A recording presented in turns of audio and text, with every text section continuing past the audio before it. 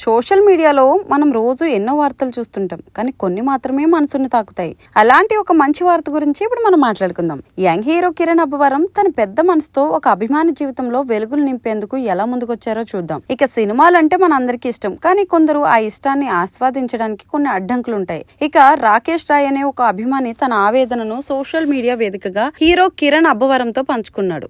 తను పెట్టిన ట్వీట్ ఇప్పుడు అందరి హృదయాలను కదిలిస్తోంది. ఆ అభిమాని ఏమని అడిగాడంటే, అన్న, నాకు వినికిడి సమస్య ఉంది, ఒక మంచి హియరింగ్ మిషన్ కావాలి. సినిమాలు చూస్తుంటే సౌండ్ సరిగా వినిపించడం లేదు, మాటలు అర్థం కావట్లేదు, దయచేసి ఒక మంచి హియరింగ్ మిషన్ ఇప్పించన్నా.